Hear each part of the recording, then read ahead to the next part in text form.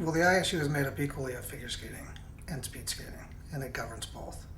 And it's in a position where it collects all the revenues from both sports and then distributes the revenues to each.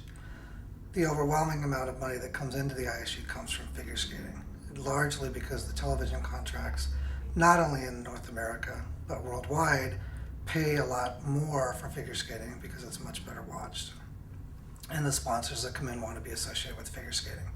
So all of the money from the ISU that comes from figure skating is then put into a pot that's then distributed back to speed skating and figure skating, and speed skating ends up getting nearly half, even though they're maybe putting in 5%. And it's not that speed skating doesn't contribute in some way. I mean, a lot of the money the ISU gets, well, not a lot, a small minority of the money the ISU gets comes from the IOC, and the IOC distributes it to each of the sports, and I think it's based on some complex formula on the kind of ratings they got at the previous Olympic Games. And speed skating is an exciting sport to watch, and they do get an audience during the Olympics. They just don't get an audience when there's not an Olympics going on.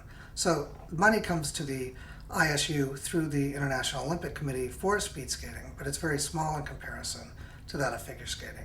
And then when you're talking about off years, the yearly and the annual funds that come to the ISU, whether it's from television contracts or from sponsorships, all of that money is coming from figure skating.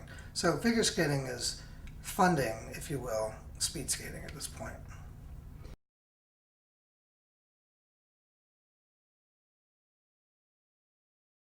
Absolutely. I mean, I think his loyalties are in speed skating. That's where he came. That's what he came from. That's his sport, and I think he's going to protect his sport ahead of figure skating, as you might expect a figure skating president to protect figure skating over speed. And without looking at the numbers, I don't know how the percentages have changed since the speed skater has taken power. But I would imagine that maybe at one point speed skating was getting a percentage that was relative to the amount they were bringing in. And now the amount they're getting is clearly disproportional to what they bring to the table.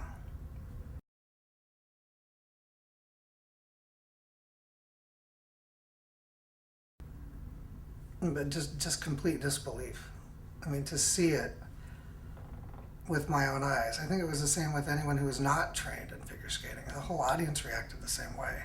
But being trained in how to watch and judge figure skating, it was unbelievable to me that judges could score the Russians higher than the Canadians and actually believe that they would be able to get away with it. I mean, it was just such an injustice and so obvious of a fraud or of a ripoff that it amazed me that there would be judges who would have the guts to actually do that.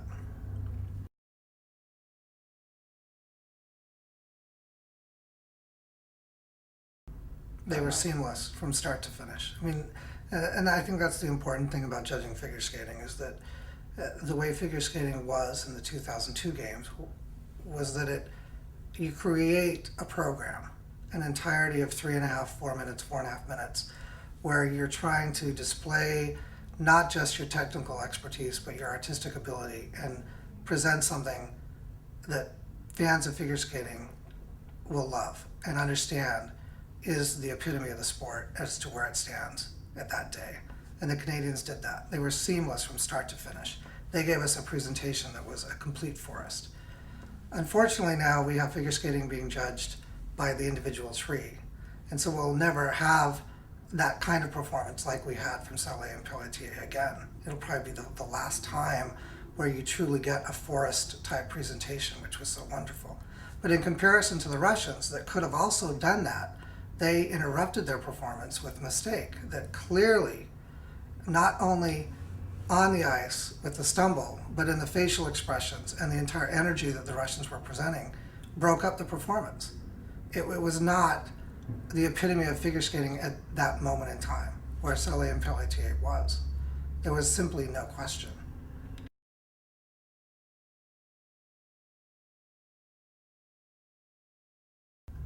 I've watched it on television, and it's just as clear, I believe, watching it on television. It is not as clear when people start discussing it afterwards.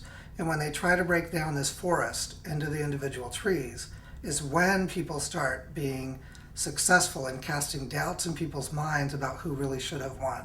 Because when you reduce the sport to individual elements, you're losing the entire picture.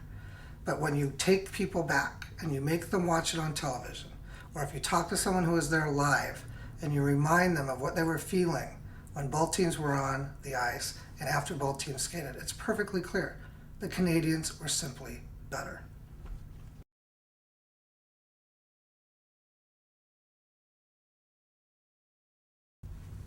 I was waiting for Ron Finning to come back.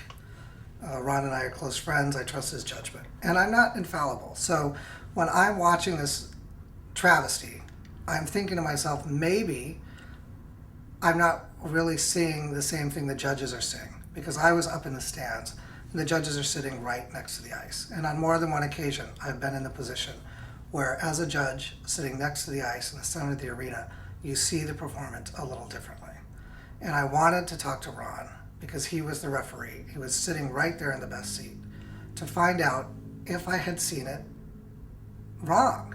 You know, was there something I missed? Was there something magical about the Russians that didn't come up into the stands where I was, but was very focused on the judges? Because the Russians are very good at tailoring their programs to the audience that gives them the marks, at tailoring them to the judges. And so it was very possible. And I accepted the fact that maybe I had seen it differently from the stands as to how they had seen it as judges. So I wanted to speak to Ron. So I basically planted myself in the lobby to wait for him to come back from the arena. And while waiting there, Sally Stapleford had come in with Britta Lindgren and John Hall, who's a speed skating council member at the time, and said hello and exchanged pleasantries. And then a few moments later, after Britta and John had departed, Mary Wren Lagoon came in. And when she came into the lobby and into the area where Sally and I were standing, the tension just suddenly was there, not caused by anyone. It just happened.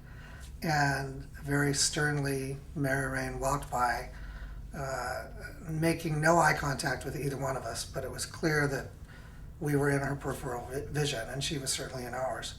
And then she disappeared behind the elevator bank, and a few moments later, she reappeared and, almost in an attack format against Sally, started to explain herself as to why she had voted for the Russian team.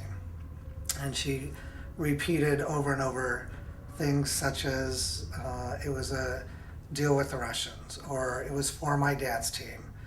She repeatedly said ice dancing is ruining the sport of figure skating. The implication being that because of all the politics that go on in ice dancing, it was starting to invade the realm of figure skating in order for the trading of the votes. Yeah, and it's important to understand that in ice dance, they do get away with a little bit more of this kind of corrupt deal making, because it's more difficult for the layperson who doesn't understand figure skating to spot the injustices. I think it was very obvious to someone who even only watches figure skating once or twice a year that the Canadians were better than the Russians. But if you had the same group of individuals watch the ice dance, they would have no idea how to sort out first through sixth place. And because of that, the ice dance judges are able to do exactly what they want and make the deals to put them in the right places. And it's much more difficult to do that when there's some accountability. And I think the accountability that figure skating has and that pair skating has is that the audiences are attuned to the sport and they know what's better and what's not. So they're limited on what they can get away with.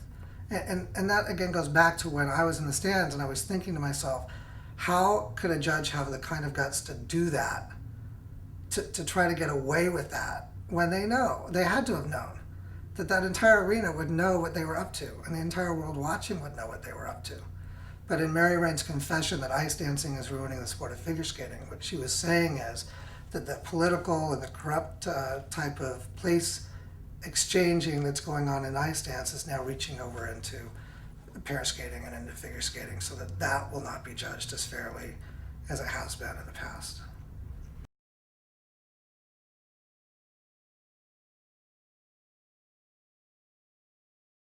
There is absolutely no doubt in my mind that she was 100% sincere and truthful when she made that confession. And what she was saying from a literal standpoint is, I gave my vote away to the Russian team to give them the gold medal in exchange for promises that the same thing would be done in favor of my French dance team taking home the gold to her country. And that explained her particular vote.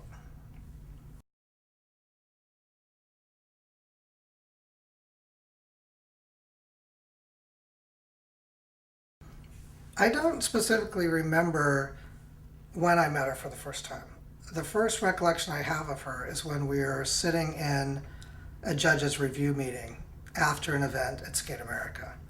And we would have had to have met prior to that moment, whether at a judge's meeting or a dinner or a cocktail party or whatnot. But whatever the circumstances of that meeting, it wasn't particularly memorable. But I do remember that in this event review meeting, Mary Wren was unable to explain a mark that she had given, and she just started crying. And it interrupted really the whole meeting to the extent where the referee who was conducting the meeting had to just kind of move past her explanation of her marks. And I should explain probably what I mean by that. The judge's review meeting after an event is held so that the referee can give some accountability to the judges. The judges need to know when they make their marks that someone will question them afterwards. And that's this process where the referee gets the opportunity to question why you may have given a mark that seems either out of line with the rest of the panel or more likely just simply out of line with the skating that was judged. And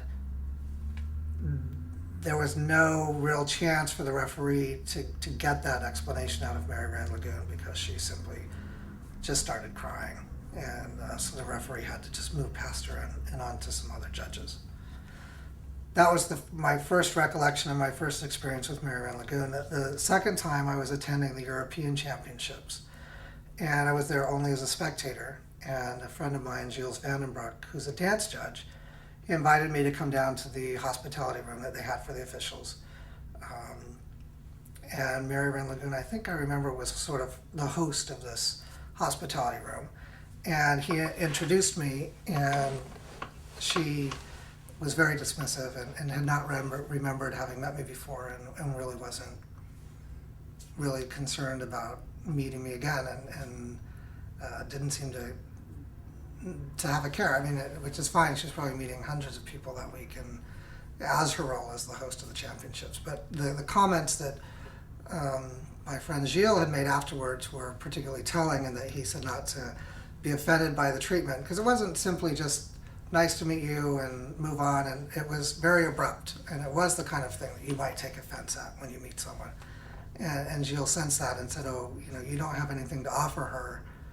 She sort of is an opportunist and would be looking for things, and maybe when you're higher up in figure skating, she'll pay more attention to you. And I don't know whether she pays attention to me or not is beside the point, but I think it illustrates her sort of character.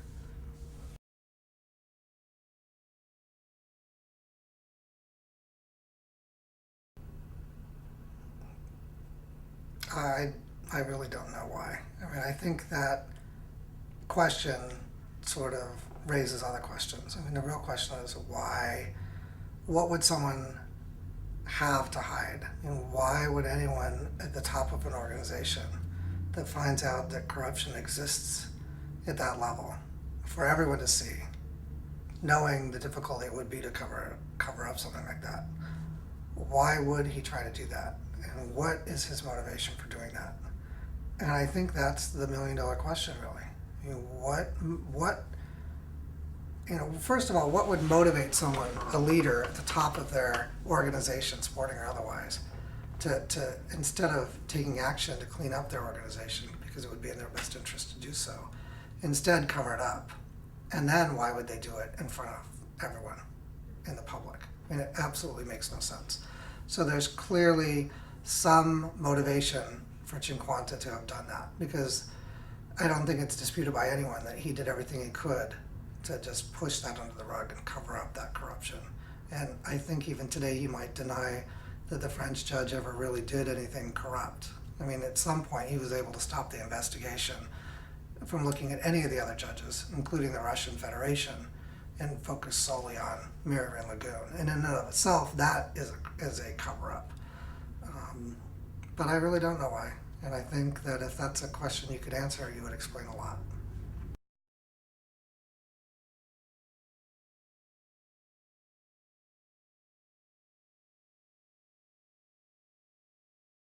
That something was done was clearly Roga. That the ISU did something, whether it be giving the second gold medal, which is what they ended up doing, or had it been, which was an option, throwing out the all the marks of the French judge and putting in the substitute marks, which would have given the gold to the Canadians and taken away from the Russians. That would have been, again, something that you could attribute to Roga. The fact that something was done, that Cinquanta had to actually take the corruption seriously, the fact that he could no longer pretend that it didn't exist, that is Roga. What they actually did is Cinquanta and his council. I mean, they were forced to do something, and they decided to give double gold medals. And the double gold medals is probably attributable to Cinquanta, though it could very well be Roga as well.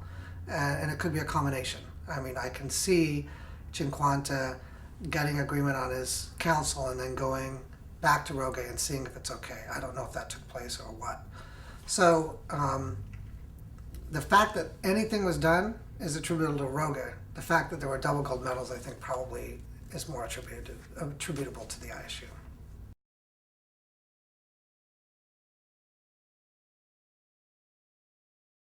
I think figure skating as I knew it, as I practiced it, as I judged it, will no longer exist with the new judging system. I think that figure skating went through an enormous growth phase, bringing in enormous amounts of money, and that happened under Cinquanta's reign. And I think, well, I know I've heard many times people give Cinquanta the credit for really bringing figure skating a great deal of money. What they failed to realize is that he spent a great deal of money on speed skating that didn't belong to speed skaters, and that money that was generated happened because of Tonya Harding, not because of any genius on the part of Cinquanta.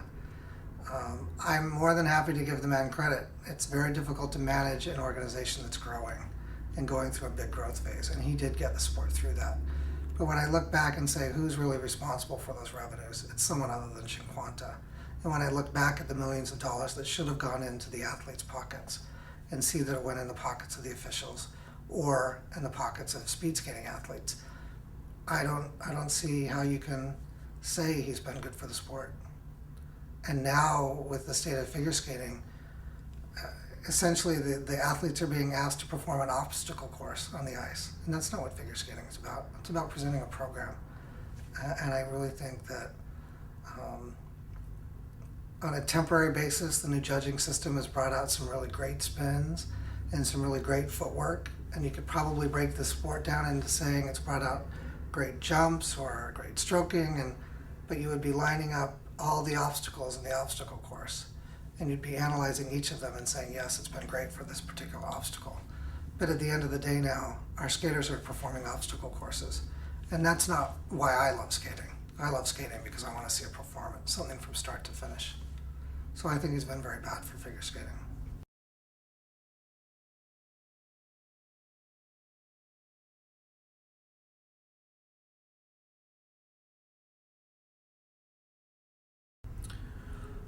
Well, I think if to do otherwise would have exposed even more corruption in the sport. I mean, I think that once you throw out a Mary Van Lagoon or a DDA and you elevate and put forward the whistleblowers, it just causes more of the corruption to be exposed. By taking the direction that they have taken, they've sent a very strong message to people that you should not expose the corruption in our sport. They're saying, I don't agree with it, but they're saying basically that by exposing the corruption in the sport, you're destroying the credibility of the sport, and that's not good for anybody. And so by punishing those that do that, it silences those that may have come forward in the future.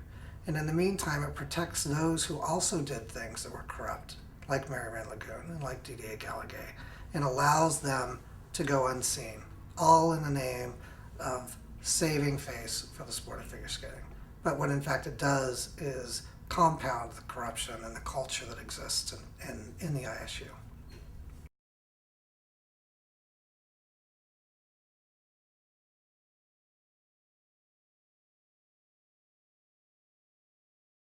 Sure. The Torino Olympics or Cinquanta's Olympic Games. I mean, Cinquanta's not just the president of the ISU. He's also on the executive committee of the IOC, the International Olympic Committee. So he is the highest ranking Italian in the Olympic movement. These are his Olympic Games. Would you want Mary Rand Lagoon there judging your sport? I wouldn't, and I don't think Cinquanta does either. So he was that whole punishment was pre-orchestrated. I mean, I knew what the punishment was from Claire Ferguson's mouth before she'd even heard the evidence. Claire Ferguson is someone who was sitting on the council and was sitting on the jury that determined the discipline. And we knew that long before. And part of the pre-orchestration of that punishment was Cinquanta's desire to not have Mary Rand Lagoon be part of his Olympic Games. So the question becomes, well, then why didn't he simply give her a 4-year ban? And Sally Stapleford answers that question best. And she points out that if you punish someone for beyond 3 years, they have to retake the world exam. If you do not judge a figure skating event during a certain amount of period of time, you lose your status as a judge and you have to start over. So they were protecting her by giving her only a 3-year ban, while at the same time satisfying Cinquanta's personal desire not to have her attending his championships, and they accomplished both. And I would encourage you to ask Sally Stapleford about that, because she understands that particular rule better than I do, as far as 3 years versus 4 years.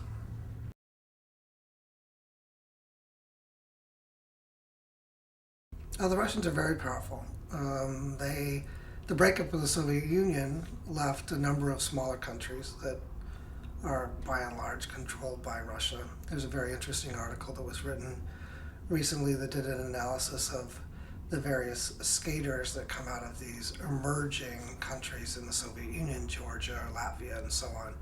And what you find is that they are all made up of Russian coaches, former Russian skaters, and Russian officials. And in fact, some countries have officials from Russia who actually live in Moscow, yet they're representing the other country. So they have a natural power base beyond that of, say, a United States or a Canada, who has one vote. Russia automatically starts out with several. But what makes Russia very powerful is they understand human nature, and they understand how to play the psychological games, whether it be on the judging stand or in the politics of the sport, to get things done, whether it's the advancement of their own skaters or the changes in the ISU. They're very good politically, and I would say they're the best in the world at that.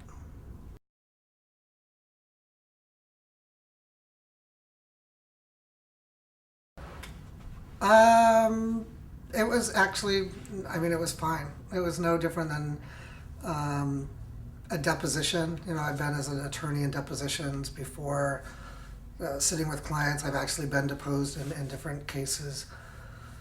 It was no different than an interview you might go for an admissions to college.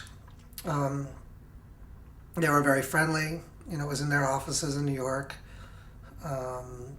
The fact that the FBI carries some big significance, and particularly in the mind of an American, and you have respect for the institution, and they're so powerful, and there's all these ties to sort of the criminal, but once you're there, it's just another interview. They were very nice. There were 3 gentlemen, and occasionally one would leave and another one would come in, but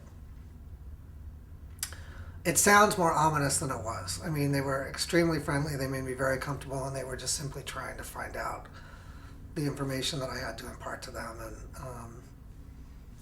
And I was treated with great respect, and I don't know. It was just another interview. It was fine.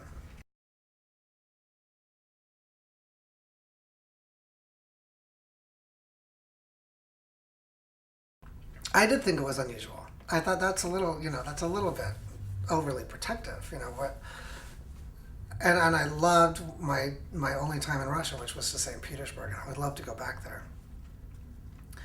But when you read my book, and all of the different instances of people getting killed or their cars bombed, or the most recent finding of a dead body of Chevalier, who was tied to the figure skating scandal, I shouldn't have been surprised.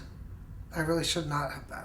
And in fact, when I've had people read the book and they see these instances, they seem to focus in on those. And then they say, wow, the FBI was really on top of it, telling you not to go there.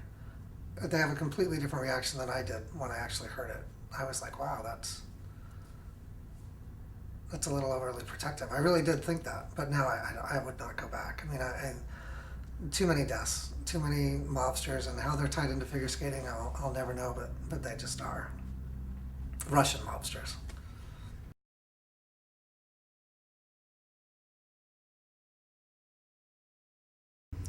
Oh, I'm not so sure it doesn't work. I mean, I think you can come up with a number of systems that will work for evaluating who should win a figure skating event. What I take issue with the new judging system is that it was brought about supposedly to correct the corruption that took place at the Olympic Games.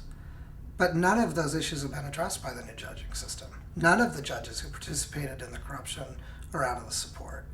In fact, all of the judges who have a history of having been sanctioned for corruption are in the sport and will likely be judging at the Olympic Games, albeit with the new judging system.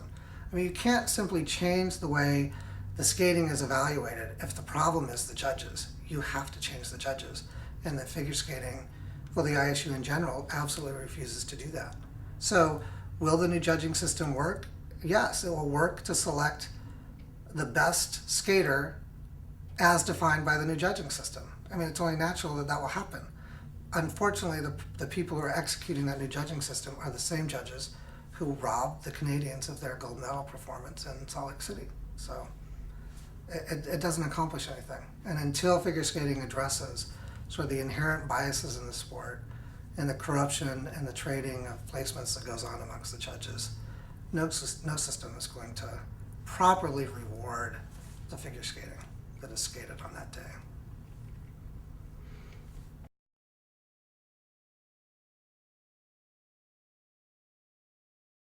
Look, I mean, I think the guy feeds on the power that he has, whether it be as president of the ISU or his position on the IOC. I think he probably, if he wants to leave a mark or leave a legacy, that legacy would be in speed skating. I mean, that's where his passion is, that's where he came from, he was a skater. I don't see the new judging system as Cinquanta's legacy. I mean, I think it unfortunately will be. I don't think he's intended it that way. And I think in 10 or 20 years, not even he would be proud of this so-called legacy. I think it's going to prove itself to change the sport in a negative direction. And legacy or not, I don't think it's good for the sport.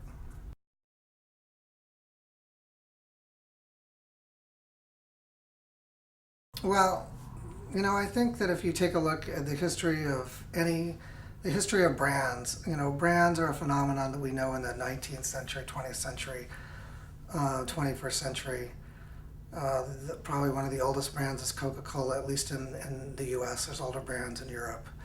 But as a corporation or as a business, a brand can be your most valuable asset. And even though the 6.0 isn't on any balance sheet that says, here's an asset worth $50 million, that 6.0 brand was very powerful. And it's something that the audience of figure skating relates to. They relate to it emotionally. It represents the epitome of perfection in figure skating at that moment in time. And unfortunately, you have a corporation, a multi-million-dollar corporation, that has thrown away its most valuable brand.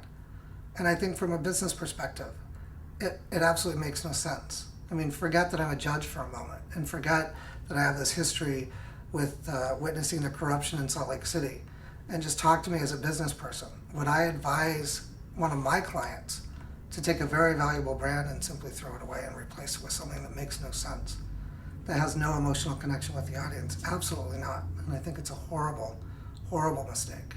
And I hope that within the next few years, people in figure skating will realize that and bring it back, that very valuable brand.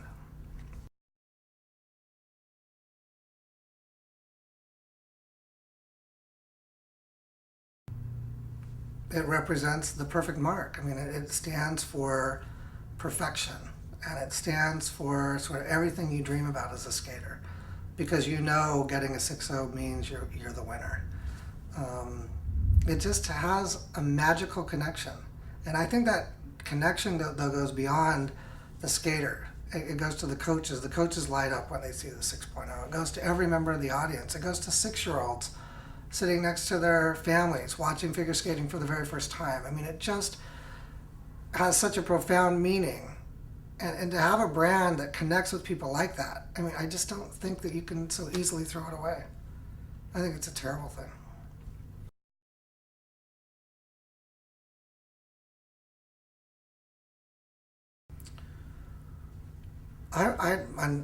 I'm not sure. I mean, I hope they do. I hope the American skaters and coaches understand it, because it will determine the winner based on that system. And so they have to perform according to the way that system will reward them. And, I've heard some anecdotal stories about how teams or skaters are changing their programs on a week-by-week basis because a new communique comes out clarifying something, and when the clarification comes, then suddenly they've got to move an element or change a spin or something like that. And so I think it's been very hard for the skaters and coaches, as you would expect with something new. So, I mean, and that's no reason to be against something just because it's new and it's difficult. But I hope they understand it. I just don't think the audiences will ever understand it. I don't think the people who pay the figure skating bills will ever comprehend what 122.61 means. I just don't think they ever will. And I think it's impossible to ever replicate the emotional connection with the audience with this new scoring system.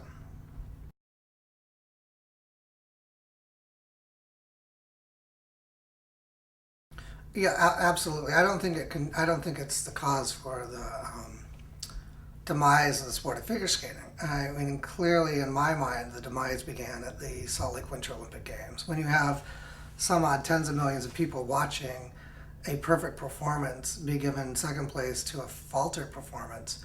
Suddenly people's minds and everything they've ever heard about suspect figure skating judges is a reality. And figure skating becomes a World Wrestling Federation, and people think it's not really a sport. And rightly so. I mean, we have an obligation, I think, as a figure skating organization to present the public and to present our skaters and our coaches with a system that is fair and is executed fairly. And when it's not, people can't take it seriously. And I think when you look at the demise of figure skating, the bubble that happened, sort of the growth in figure skating that happened from the Tonya Harding, Nancy Kerrigan spectacle was wearing thin anyway. And so figure skating was coming back down off some unnatural highs, so to speak. But when the 2002 Paris scandal happened, it just plummeted. And I think that this new judging system is going to simply help carry it down even further. Because you can't throw a life raft, you can't throw a lifesaver out to figure skating right now. Because to save it, you've got to reconnect with the audience. And you've got to bring them back in, and you've got to make them say this is fair. And this system isn't going to connect with the audience. And it is no more fair. The judges now, instead of giving 2 marks based on subjective criteria, give 5 marks based on subjective criteria. And if you look at what happened all last year with the second marks, the judges, the marks where the judges have free reign to execute their backroom deals and their bargaining, you'll see that the skaters who are expected to win get the high marks, and the skaters that aren't expected to win get the low marks, even when the skater that was expected to win skates terribly. Slutskaya at the Europeans is a great example. She's still got the highest marks, all 5 marks over everyone else, even though her skating was very poor. And so what Cinquanta has done with this new judging system is given these corrupt judges the opportunity to trade away 5 marks instead of just 2, and he's really given them more tools. I mean, if there's anything been accomplished in the definition and the objectivity in the first mark, he's clearly taken it away by giving them 5 marks in the second. And the judges are using it, and it's apparent.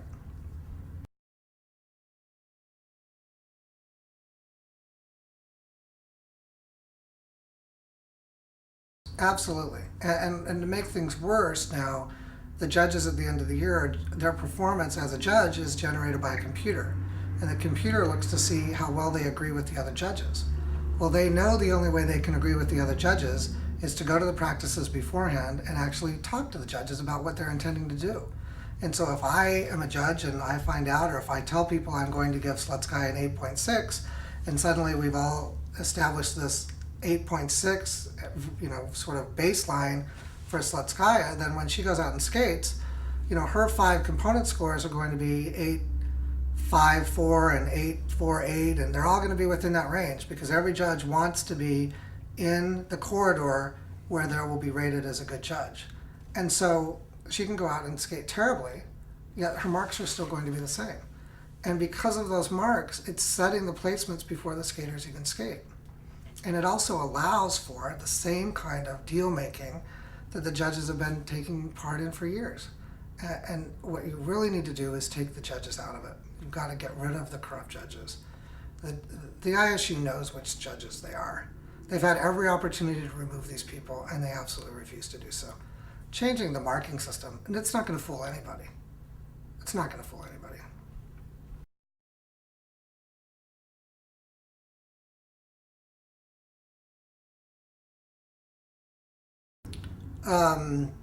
It absolutely gives them free reign to do whatever they want. And if I think back to Salt Lake City, standing in that hotel lobby, Mary Van Lagoon comes in, there is all this tension and all this pressure, and at some point she cracks and she makes this full confession. She could have just walked in there cool as a cucumber and said, hey, don't blame me. I don't know who those crazies were that gave the Russians first, but don't blame me. It wasn't my fault. Got on the elevator and disappeared. And we'd have a completely different result in Salt Lake City. For anyone to say that anonymity is a good thing for the sport is absolutely outrageous. You are giving what you know to be corrupt judges free license and free reign to do whatever they want to do, which means more deals, more backroom deal making, more corrupt judging, and the skaters are going to continue to get screwed.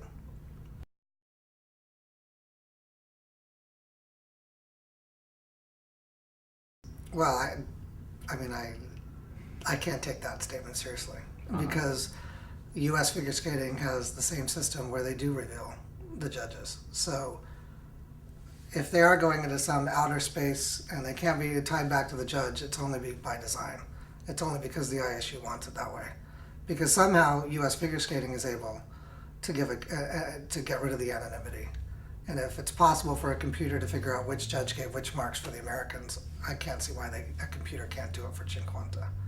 That's really sort of an outrageous argument, in my opinion.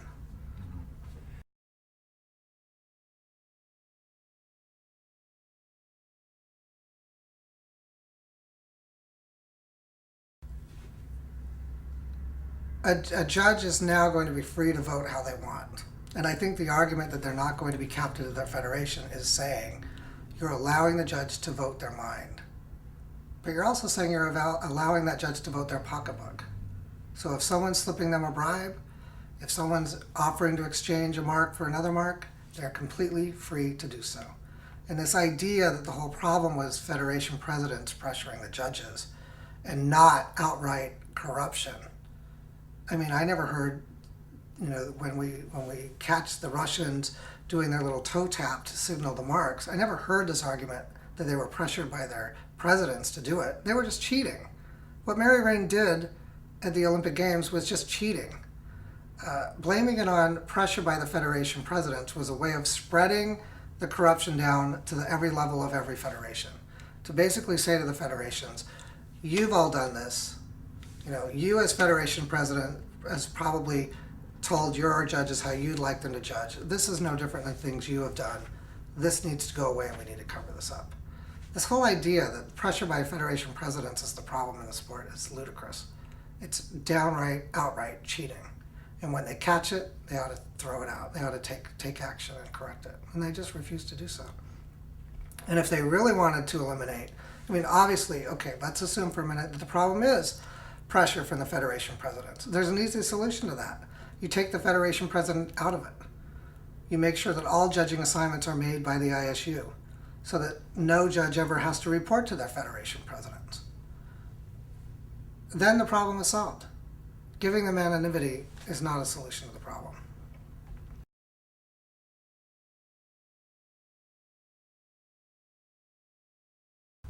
When you come into the sport, even though I talk about there being this culture of corruption, it's sort of an underlying culture of corruption. And as a new person into the world of judging, you go to these wonderful parties, and these are the nicest, well-meaning people in the whole world, and they're so friendly that you would never in your wildest dreams believe that they would be participating in these corrupt activities that would rob these athletes of their medals, or all the things you hear about, you can't believe when you actually meet and get to know these judges that they would be participating in that. And then as things happen and people teach you how to judge, or they teach you how to go to practice sessions or start formulating your marks, it just sort of becomes part of what you're learning, and the part of the things you need to learn to become a judge. And really, for me, it took the Olympic Games, it took an outright scandal to sort of shock me into seeing what the sport was becoming, and how I was participating in that.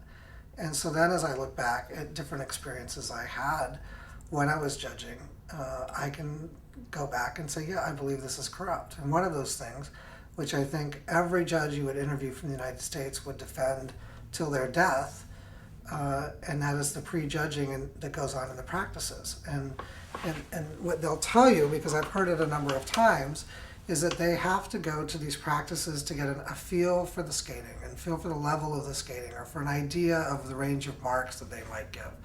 They don't need to do that. If they're a good judge, they can give a mark when they see it skated. I mean, judges have enough experience at that level that the first time they see someone perform, they know that it's a 5.2 or a 5.3, or if in the new judging system it's a -2 or a +1 or whatever. They don't need to go to those practices. And what happens in those practices is that the judges start putting the skaters in individual groups that they are stuck in from that point forward. And no matter how well they skate or how poorly they skate, they're not going to be moving out of those groups, because the judges have already set in their minds, and they already have an expectation for the marks that are going to result, and those are the marks that they give. The most famous example of where this sort of played itself out, at least in the US, was when the Seabolds were given second place and named to the world team over some much better skaters at the Baltimore Championships. And I know that what had happened in the minds of those judges is that they had sort of set their minds, the marks would come out a certain way, that when the skating happened, their marks didn't reflect it.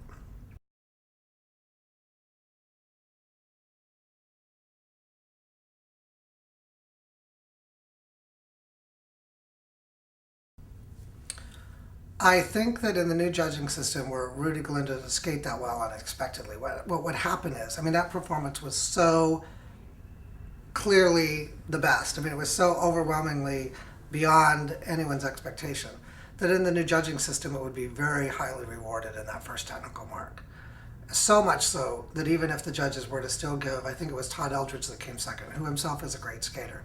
If they were to say give Todd Eldridge the pre-planned 8.6s, and still give Rudy his pre-planned 7.6s, the difference in those marks would probably not be enough to still give it to Todd. I think Rudy would still win, because the skating was so superb that he would have accumulated so many points in that first technical mark that he would have still got the place he deserved.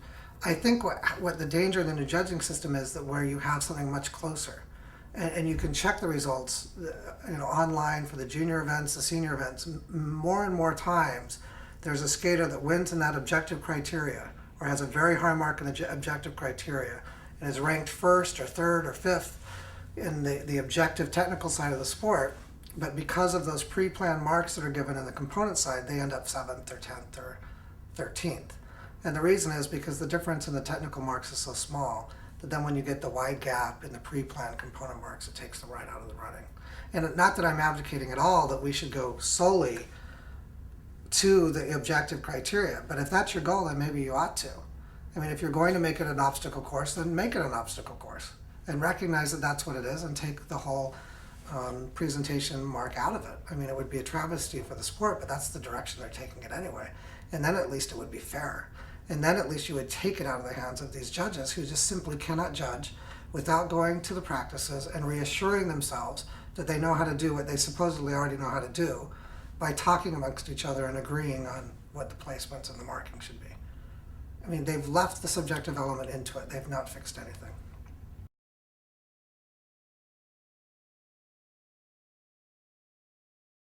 Yeah, it's very, very expensive. So what you've done is you've taken your most valuable asset, the brand, the 6.0, the perfect 6, and you've thrown it away. And you've replaced it with something that costs you a fortune. It absolutely makes no sense from a business standpoint. And in fact, much of the expense that a lot of the smaller countries are going to have to go through to adopt this new system is being paid for by the ISU. And it took promises by the ISU to pay those expenses to get those countries to vote for this new judging system. So if you talk about the manner in which the politics in figure skating works, it works like any other political machine. You've got to buy votes, so to speak. And in this case, you come as close to buying a vote as you can. If your objection to this is that it's expensive, we'll pay those expenses for you. Well, that's money out of the pockets of figure skaters. And while it's nice to have fancy computers, I think the money can be better spent, particularly where it doesn't solve the problem. They have not addressed the problem with cheating judges. And in fact, the manner in which they will now evaluate the judging, the judges are only going to get worse.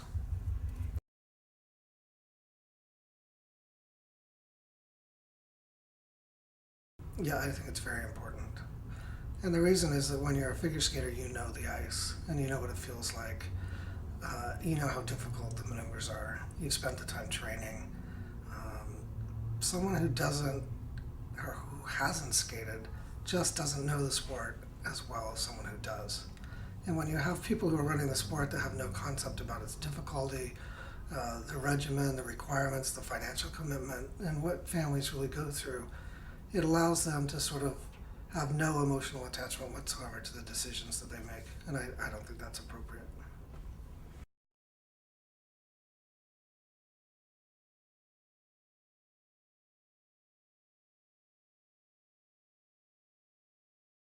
Anyone who sees Michelle Kwan for the first time sees this, whether they know it or not. I mean, they just recognize that there's something magnificent about her skating that's different from everyone else's. And in skating, the manner in which you gain speed and movement across the ice is by using your edge to pull against the ice and the contact of the edge on the ice. And there is friction between the blade and the ice. And the less friction, the greater the flow of the edge, the greater the speed, and the more friction, the slower you go. It's if you're dragging your toe pick, which is on the end of the blade, it slows you down because suddenly you've created this great friction against the ice. And when you're on the ball of the blade and on one edge rather than both edges, you're on the least amount of the blade, and so there's the least amount of friction. And what Michelle Kwan does is she finds that sweet spot, if there is a sweet spot, on the blade, on both edges, on both blades, where she simply glides effortlessly across the ice. And you can't even hear the blades cutting the ice because there is such little amount of friction. And it's a natural talent. I mean, I talk about in my book, the proto-Popovs have it. Michelle Kwan clearly has it. And when Michelle Kwan came on to the international stage and the national stage, the judges went crazy. I mean, they hadn't seen this since Janet Lynn. And they immediately recognized it as like the pureness of figure skating. And she was rewarded magnificently in her second mark. The problem is that the judges have now forgotten about it. They've seen Michelle Kwan do it so often that they forget how hard it is. If they were seeing Michelle Kwan for the first time at the 2006 Olympics, they would all just be shocked that a skater could skate like that. And she would just win the second mark in spades because in the 5 component marks in the new judging system, there's plenty of room to reward that kind of skating. The problem is they see it from Michelle Kwan all the time. And they don't see it, and they've sort of forgotten the difficulty. They're not rewarding her for that. It is incredibly hard to do. There isn't a single female skater that can do it right now. It's only Michelle Kwan. And the judges have seen it for beyond 10 years, and she's not receiving the credit she should get for it. And it's not a problem with the new judging system.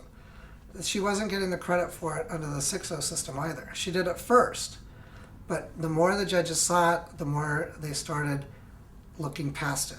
And it's just, you expect Michelle Kwan to come out there and skate and glide effortlessly across the ice. So that's not what you're looking at anymore. You're looking at other things. Is she landing her jumps? Is she expressing as well as she did the last program? And the greatest thing about Michelle Kwan skating is now lost in the minds of the judges, and she's not getting rewarded for it. And it's a real shame.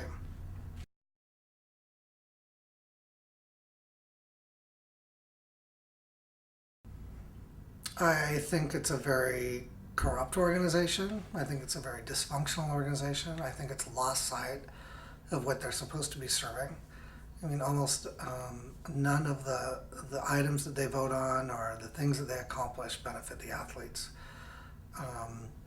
I'd like to say it's an organization in disarray, but I don't think it is. I think they're very tightly run. I think they're very organized, and they're just unfortunately very misdirected.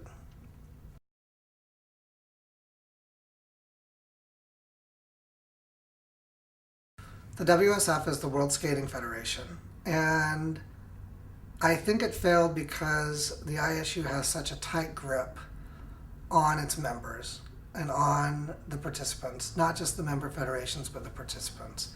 And they are very good at not only ostracizing those that speak against it, but also putting pressure on the federations to ostracize those that speak against it. And I think when we were forming the federation, we weren't expecting that. Like, we never believed that U.S. figure skating would come after the American participants, and that Skate Canada, the Canadian Federation, would come after the Canadian participants, and so on and so forth on all the federations in the way that they did. I mean, the real ostracization that took place, which is a very effective way of controlling people. You can go back and look at all the different cults that had the most control over their people. Ostracism is a very key element of that. And the ostracism started at the federation level, and the punishment started at the federation level. And because we challenged the ISU, not U.S. figure skating, and not Skate Canada, we never expected that to take place. Also, we never believed that Jacques Roguet would be so irresponsible as to not even listen. We truly saw him as what he's been marketed to be, and that is a progressive leader in the sport. And the progressives in the sport are pushing towards athlete control, and that's really what the WSF was about. So we believed that Jacques Roguet would see the WSF as something at least worth listening to. And I think we underestimated maybe the ties that Cinquanta has to Roguet as a member of his executive committee. I mean, Roguet would not even give us a meeting and would not even accept sort of an explanation of the World Skating Federation. He never even explored the possibility that someone might be able to govern figure skating better than the ISU.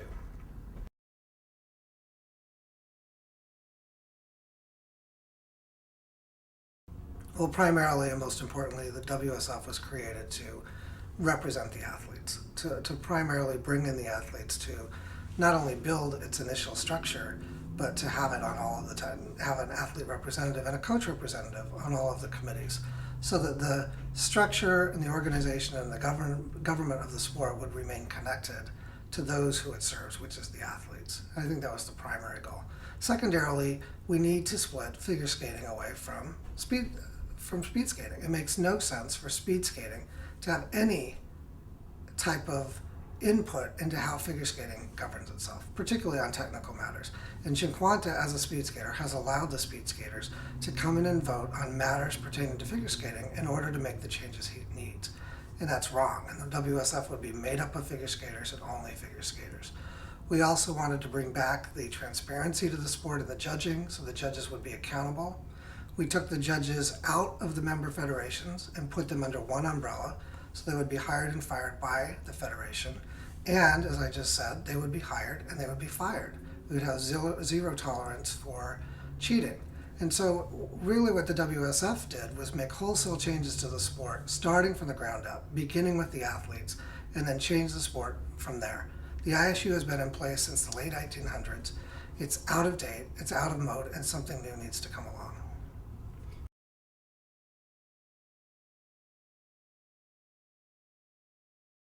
We did not create the WSF for the person who watches figure skating once or twice a year.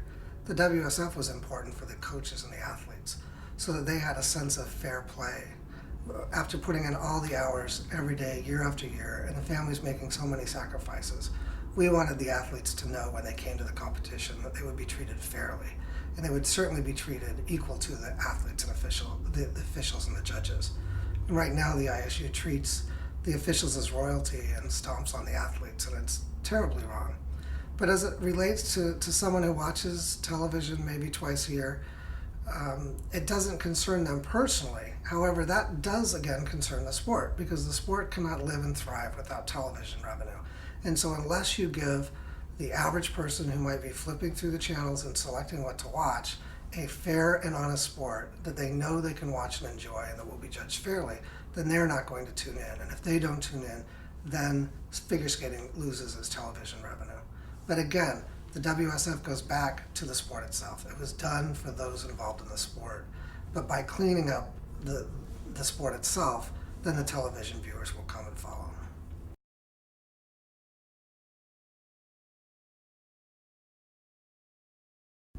It speaks to, yes, fair play, justice. Sport transcends itself above political lines. I mean, whenever you have the Olympic Games and you have various countries coming together and competing, people expect it to be fair play. They expect to put their politics aside. Countries may be at war. Countries may have differences of opinion on everything from religion to politics to the treatment of women. But when countries come together and compete, you put them on a level playing field and you let the athletic prowess shine through. And in figure skating right now, we simply don't have that. The skaters are not out there on a level playing field. The judges are manipulating the results, and the president of the association is manipulating the governance of the sport. And figure skating is losing credibility because of it, because it's no longer considered a sport that sort of rises above politics. It's a sport that's drowning in politics.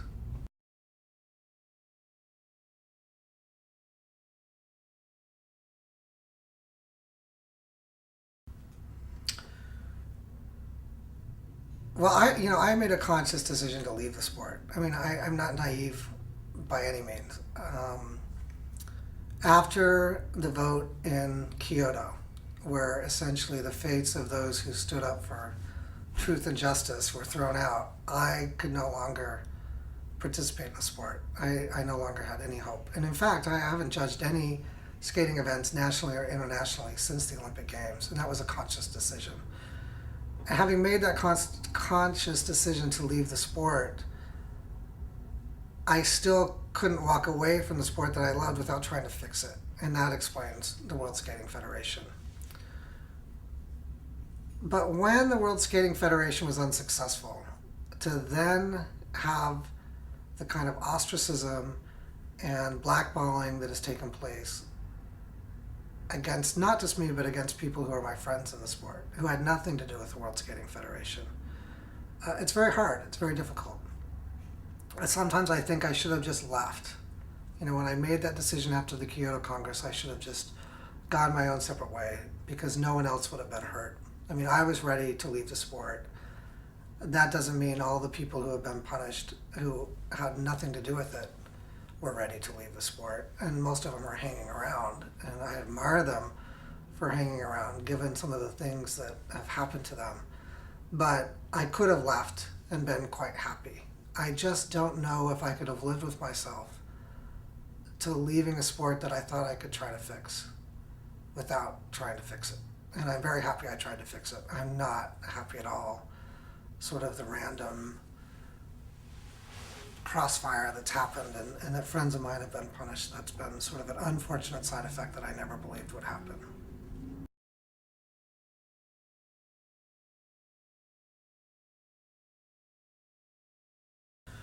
I would never rejoin the family, and I find it fascinating that throughout the ISU they're constantly using this term family. The other organizations where things are viewed as families when they're not are generally cults or mafia circles. The familia is a very popular phrase.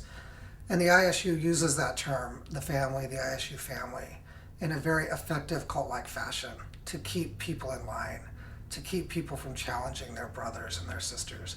And it's wrong. So as long as there's a family, I won't be joining it.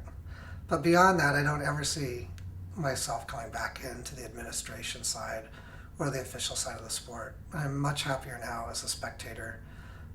I enjoy skating, I love skating, and there's just too much wrong with the sport of figure skating, and it's something I really don't want to be a part of.